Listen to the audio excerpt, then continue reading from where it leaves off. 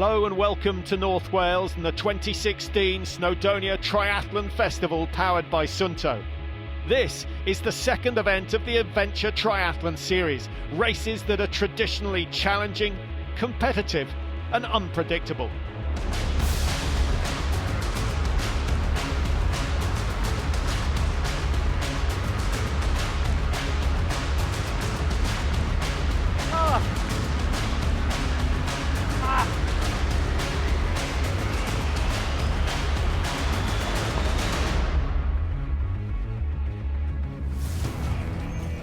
This is going to be a weekend of all-out triathlon action. Plaza Brennan playing host to yet another major triathlon event. And the first race away will arguably be the hardest, the half-iron distance legend event, which will start in Llynau Minbyr, a 1.2-mile swim. Other races will include a full distance and, of course, a sprint as well for those who are new to the sport. The bike riding will take them through some of the most beautiful areas of Wales, and the run, well, it's one of those runs that has a wicked sting in the tail. And every single competitor here will be taking on the same climb towards the end of their run. This will break some.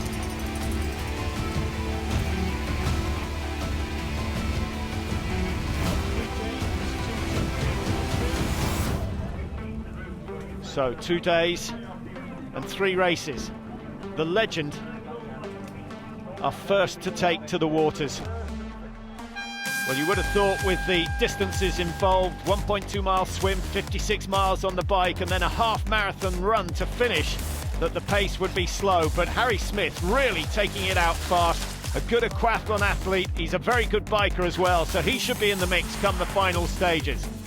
The bike ride taking in Beth Gellet, Podmaddock, Lina Festiniog, Betsa Coed and Capel Kirig. It is going to be tough, but not as tough as the final run. 13.1 miles to sort out who is going to be the legend champion for 2016. Come on, legend. Come on. Well, the man who came out on top, Peter Hogben, sensational run from him. He's always done well in the Europeans age group championships. It's a fantastic setting and yeah, one of the best places you could possibly do a triathlon, really. And in the women's, Rhiannon Strickland in a class of her own, beating Sorensen and Walton.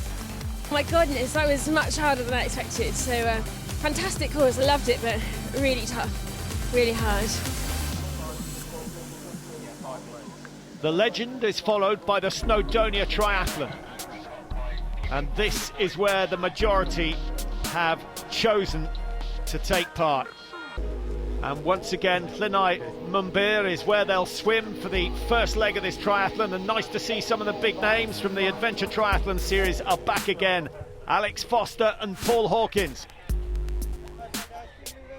There's quite a few fast guys. There's like Alex Foster who came second last year, and there's a few guys, James Hockey who had a bit of a battle on Slateman, so there's a few guys that'll be there or thereabouts all day. Well, Foster has beaten both Hockin and Hawkins in the past, but he very, very seldom gets a win. This could be his day. You can only race to your own ability, but then you've got to think sometimes it might be worth pushing harder in certain sections. I think it's important to know the course, so anyone who doesn't know the course might be in for a shock towards the end of the run. Well, what a great sight as they line up for the start. And the water temperatures warmer than they've been in the past. And so I don't think that will be a major issue today. Navigation easy with such calm conditions. I don't think this race is going to be won on the first leg. And Paul Hawkins has gone well, but you can just see the wake of Alex Foster, who's leading in the swim at the moment. The margin, what is it? Some 5-6 metres. And that's good news for Alex Foster, who needs to get a lead early on to put the rest under pressure. Again, a good swim. Well, he's pushing very, very hard.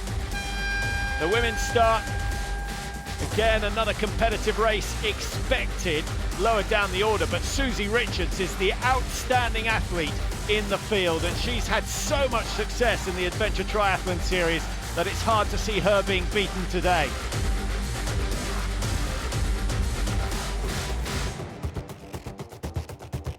Again, Paul Hawkins, a former Royal Marine, came off his bike in the Snowman race last year. He'll be hoping that he doesn't have any misfortune today.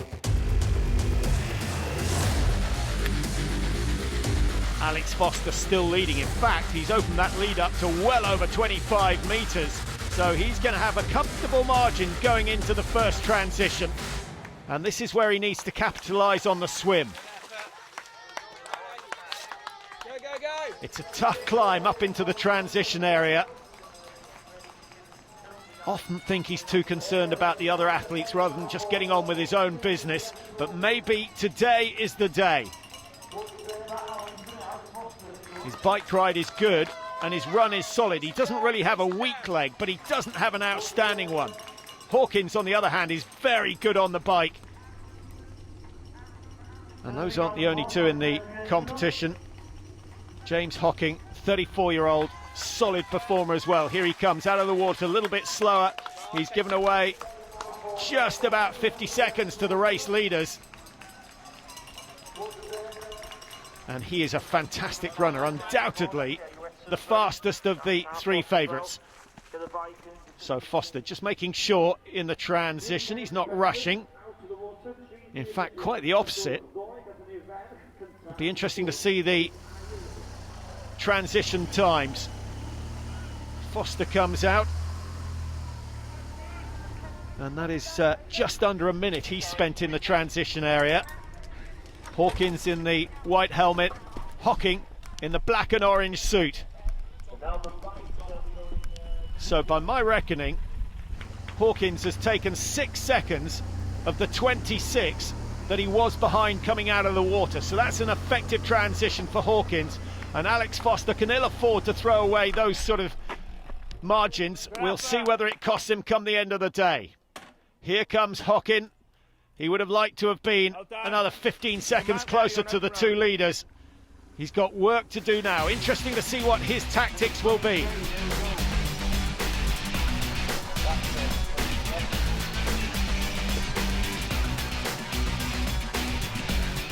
All manner of bikes heading out of the transition. Here comes Susie Richards into the transition area.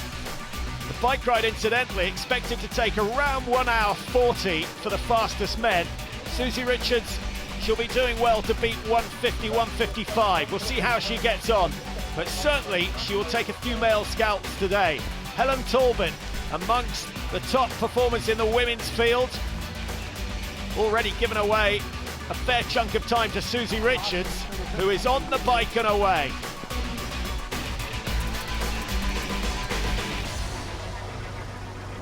Alex Foster again concerned about what's going on behind him. Just needs to settle, get those miles into his legs. A good steady pace. Now if he can reach T2 before Paul Hawkins, I think I'd favour Foster to win. Well, this is the bike ride up Penapass, Llanberis, and then they start to make the turn on this anti-clockwise loop at Bethgelert. They then head back towards the start, which is, of course, the finish of the bike, but only the start of a very tough run. Paul Hawkins looking good, looking strong. 5 years in the Marines, as I mentioned. He's done a lot of quality training this year. Started off his career as a swimmer, a 50-metre swimmer. And now he's into ultimate endurance. Turned pro back in 2011. Well, already Hawkins starting to eat up the ground on Alex Foster. Will Foster respond? No drafting permitted in this race. So Hawkins has to move to his right. And Foster will have to drop back.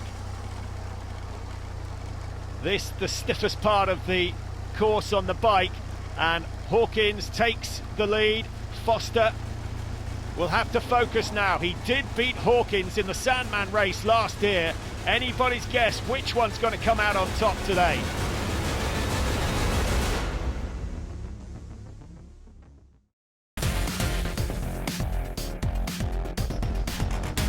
Welcome back to the Snowdonia Triathlon Festival powered by Sunto. We're on to the main event of the weekend, and Paul Hawkins has taken an early lead on the climb up Penna Pass and absolutely blasting his way down towards Llanberis. Alex Foster trying to hang on in there. He has to keep Hawkins in his sights. A little bit of a gap back to third position, held currently by James Hockin. In the women's race, Susie Richards is working wonders, once again showing how strong she is on the bike. Good balanced position. Helen Talbot, no chance of staying with the pace of Richards at the moment, but still making ground. And just about to overtake Wendy McBride. She lost, 5-6 seconds to McBride in the water, then lost a further 10 seconds in the transition. So, Helen Talbot up into second place. A big gap between herself and Richards. Those are the three leading women. This is the leading man. Paul Hawkins still pushing hard. He's opened up a decent margin between himself and Alex Foster now. Looking strong. Well, he will remember the incident last year that saw him come off his bike. The conditions are much better. At least it's dry, but he'll want to stay 100% focused. What has Foster got in him? Can you catch him? I think he's pushing hard. I think he's worried about the run. Are you worried about the run, or can you catch him on the run? We'll see. The 34-year-old from Manchester Triathlon Club would love to catch him on the run. He should be about a minute and a half quicker. Hockin, he could be a minute and a half quicker than Foster, and he only failed to beat Hawkins by 4 seconds in the Slate Man this year. I know the opposition, yeah. If I can just hang in there on the bike, hopefully I'll be in with a very good chance. If I can just be within touching distance, hopefully I'll be okay. Well, what a fascinating race we've got developing here. The bike, as usual, the longest section of the race. 60 kilometres in all. And a couple of very, very tough climbs. And a couple of descents as well, where nerve could prove to be an advantage. Hawkins doesn't seem to be concerned. He's absolutely flying down these hills.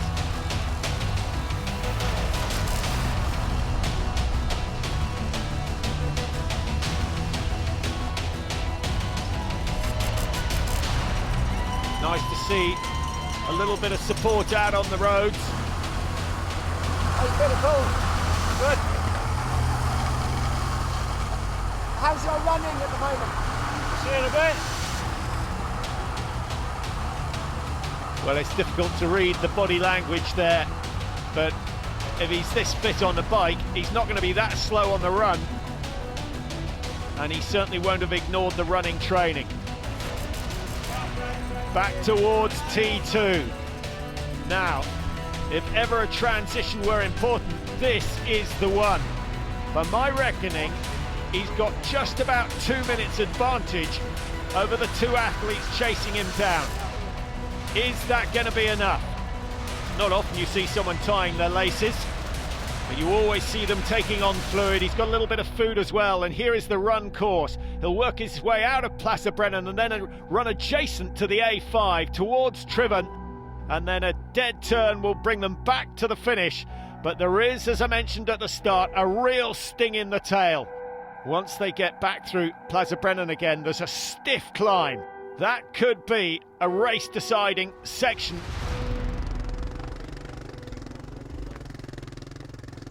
Not that easy underfoot. Concentration, very, very important. It's just a gradual climb as they work their way away from the start, and it will be a nice gradient to run back along. And of course, with a dead turn, Hawkins is going to get to find out exactly where the opposition are. And he gets to race against them often enough. This, of course, part of the three-race series, the Adventure Triathlon Series, the Slate Man taking place in May, And then we've got the Snowdonia Triathlon Festival, followed by the Sandman event, which is the finale. Foster has come so close to winning on so many occasions. Is today going to be the day? Foster 1:41 on the bike, Hawkins 1:37. Hocking, on the other hand, 1:41.32, so a similar time to Alex Foster, but already he is gaining ground on the run. Those long, lanky strides serving him well as we watch Susie Richards. What a powerhouse she is. Such an exciting triathlete.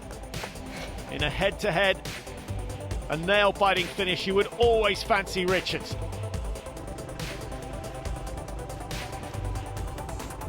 Hawkins, round the turn, on his way back now. And a quick high five with Susie Richards, one race leader to the other.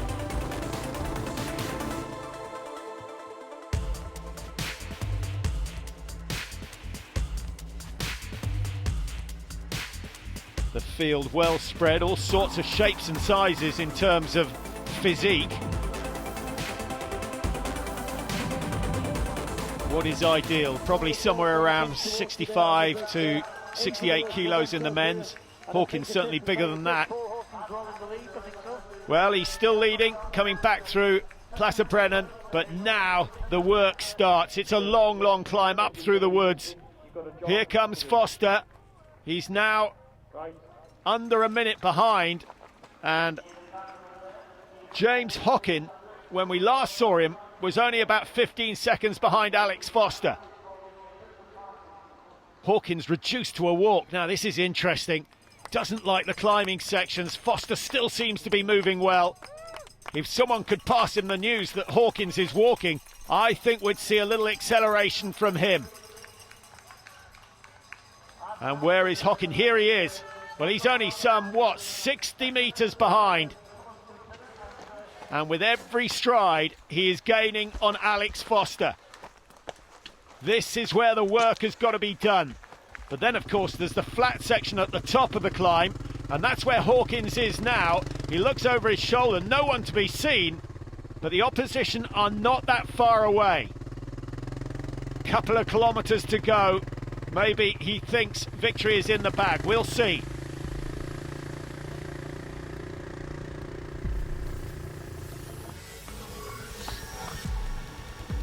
Well, this is a section of the course that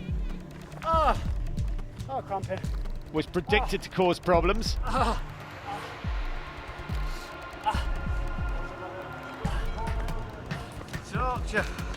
And you can feel their pain for them, cramps setting in. Now, I'm not sure this section would have been a problem if it had come at the start of this 10-kilometre run, but after 8 Ks, certainly proving to be the undoing of a few. Alex Foster now on the descent, and he's been overtaken by James Hockin. So Foster's back into third place. Hockin a look over his shoulder. He will see that he's opened up a decent gap over Foster, so all he has to worry about now is chasing down the race leader, but he's running out of time. Along about 600 metres. 600 metres. And he's 100 metres behind, so he has really got to step it up. He's got to be 20% or so quicker than Paul Hawkins, who leads at the moment. If he makes this, it will be a phenomenal comeback. James Hockin gaining particularly on the uphills, but there are precious few of them left. And now he just opens his legs. Hawkins has seen him. Hockin chasing. Hawkins tripping. My goodness, this is going to be a dramatic finish here in Snowdonia. Hawkins still leading. Remember, he was 4 minutes clear at the end of the bike ride. But all that advantage has been eaten away. And James Hockin, is he on the verge of what will probably be his best victory of his career? Into the last 100 metres now, but Hawkins has an answer. You don't surprise a Marine that easily. And Hawkins opens the legs. 50 metres to go. It's going to be victory for Paul Hawkins. James Hockin with the race of the day. That was sensational. What an effort from him. But Paul Hawkins hangs on, having led from halfway through the bike race. Brilliant. What could he have done differently? Well, I'm not sure anything. He gave it everything in that last kilometre. Alex Foster again on the podium, but not on the top step. One day, surely he'll make it. That honour today goes to Paul Hawkins. Big improvement this year. Obviously the change of the course helped me a lot. But no, that was a great race. I wanted a good gap on the run. And I still had a good gap coming back into the mountain centre, but the last sting in the tail, the rocky section on the climb was just horrific. Well, this is the drama. James Hocking flying down the final section. Hawkins only realises just in time that he's about to be caught, but he saved something for that last 100 metres. A devastating kick. Saw James was closing fast, and I thought I'll just hold the gap, and just wait for the last 100 metres and just give everything I got. And literally I got to the finish and collapsed, so there's nothing else I could give, so happy days. I didn't expect to see Paul coming down the last descent. As soon as I saw him, obviously had a second wind, and today it paid off. Excellent. Didn't expect to be within such a short distance on a bike either. So happy man, yeah. Didn't expect it to go well at all. The rivalries go on. Let's hope we see the top three in the Sandman later this year. Hawkins, Hocking, Foster, the order of the top three. Simon Cole, a whole 10 minutes behind the race leader. And Susie Richards opening up a similar gap ahead of the rest of the women. A brilliant performance by her. Three-time Slate Man winner. She now wins the Snowdonia triathlon. Run route's really nice, but it's harder than it looks.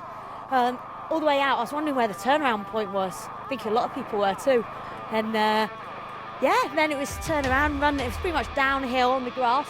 A nice little kick back up to Plaza Brennan, and then a little circuit in here, which is a bit of a kick in the tail at the end. It beats any other race in terms of the scenery, so yeah, it's great. And Helen Talbot, who raced in the sprint event yesterday, completes today in second place. I knew no chance of getting anywhere near Susie, but I thought, I had a chance of the top 5 maybe. So yeah, second place as well, beyond what I expected. Well, let's have a look at the women's results. Richards on top, 2:56.13. That's fantastic. She was 9th overall, and that is an outstanding performance. Helen Talbot, 12:38 behind. A sprint finish from Stell Farah, but she's lost some of that running prowess, but she was still first out of the water today. And there have been some outstanding performances. Most, remember, come here for a challenge, and that is exactly what they've got with the Snowdonia triathlon.